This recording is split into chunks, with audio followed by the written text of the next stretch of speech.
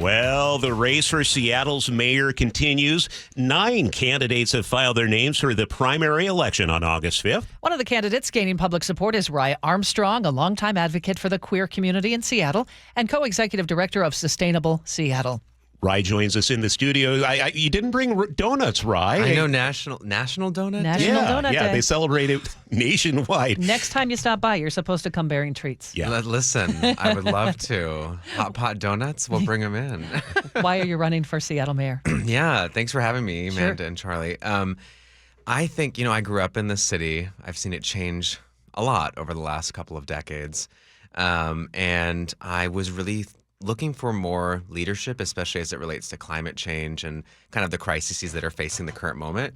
And so members of the queer community asked me to step up and potentially run and stand for something in the current national moment we find ourselves in. And that's what I plan to do, is to stand for something and be unbought and unafraid as we step into the future. What is that something? Yeah. Well, first of all, I, look back at the housing crisis. Ed Murray, a former mayor, had that 10-year plan. It's going to fix homelessness, right? It's been 11 years, and where have we ended up? So I think we need someone who's going to be that next generation of leadership, someone who's going to step forward and say, hey, let's build 1,000 units in the first 100 days of our administration. There are 100 tiny homes just sitting in Soda that Lehigh wants to put somewhere. And I think if we can start making bold action and not being afraid of making mistakes, I would love to see a mayor's office that's going to step up and actually fight back. So we talk about homelessness. It's an issue that affects so many people. What are some of the solutions you think of? We have affordable housing, as you mentioned, but what are some of the other solutions that your administration might tackle? Yeah, well, I think, throughout the city, design review, and sometimes that process can take quite a long time.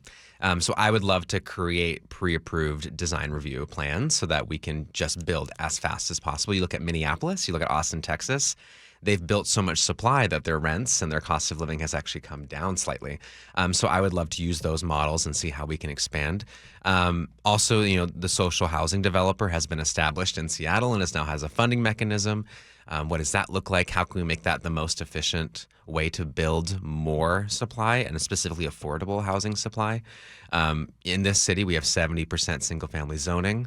So what does it look like to really start leaning into being a city of the future, not just building luxury housing, but building for anyone and everyone who wants to live here? We are talking with Ry Armstrong, candidate for Seattle mayor. You can't really talk about homelessness without talking about drugs, right? Yeah. Fentanyl is extremely scary.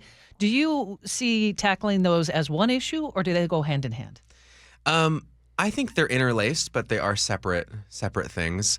I think access, Massachusetts and Rhode Island have some incredible programs that I'd love to model after, but access to buprenorphine and methadone. Right now, we have a lot of siloed resources around the city that people have to navigate to get to. How can we make that more streamlined and meet them where they're at? I also think the work that Amy Barton's doing at the CARE team is pretty incredible. Right now, that CARE team is a separate department, but can't be autonomous and do its own work. And it's only 25 people, and it's been in a pilot program for how long?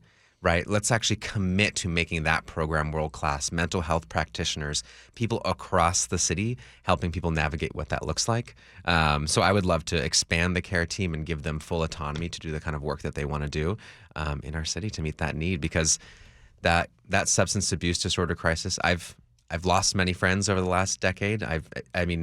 I was at the Evergreen Treatment Services Reach Gala, I think last weekend before. Time starts fading as you go to all these events. But, every single person in that room held up a candle saying they had been affected by the drug crisis. And so I think we take it seriously, but I think we also need to move faster to keep up with its expanding rate. Crime is a big concern. We are seeing a downtick in crime reports on the Seattle Police dashboard, but I think if you are somebody in Pioneer Square, seeing an uptick of violence there, you're seeing an uptick in hate crimes on Capitol Hill. Crime remains a big issue. So what would you do to address it? Yeah, it's a great question. I think everyone wants to feel safe in the city. My office is also in Pioneer Square, so I'm around it all the time, and I think also people who are progressive want to see real action taken on what this looks like. Specifically safety, I think I've done a couple police ride-alongs. I try to immerse myself in community and really listen to what's happening. And one of my observations is this fact that police officers are doing 7 jobs in one, right? And that's unsustainable. Massive amounts of overtime. People can't survive in that environment for a long time. So how can we specialize them back to emergency response, making sure that our city is safe and they can respond in a timely manner? I also shadowed the 911 dispatchers, and priority 2 and priority 3 calls on average. They're trying to get priority 2 at 30 minutes. It's, I think, 2 hours to 8 hours. And then priority 3, they're trying to respond within 4 hours. I think it's like 24 hours. So obviously the system is not keeping up with the needs of the city, and I would love to innovate what that looks like. So for me, public safety is investments in streetlights. It's investments in pedestrian safety, Vision Zero kind of movement there.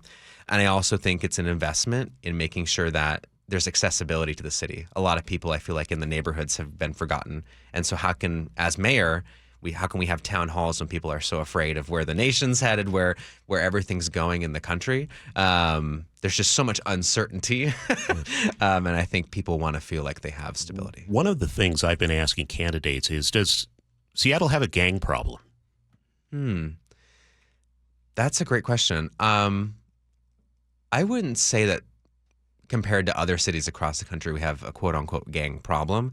I do think that we could provide more resources for young people to have access to things that are not going to put them down that path.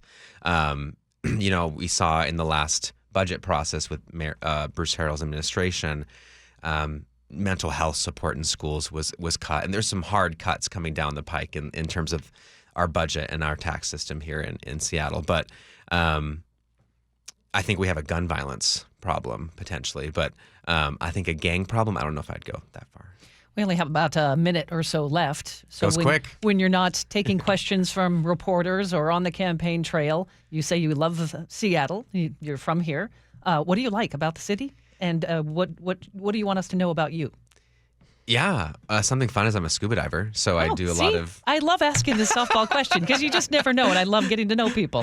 So Des Moines Redondo Beach has this really cool Beautiful. Underwater sculpture garden, and I had a baby octopus attached to my little Oh my goodness. mast. So sometimes it's nice to just escape and get away and realize how we're just small little beings on this large planet. But I think we live in one of the most beautiful cities in the country, and I think I want to protect it for many, many generations to come.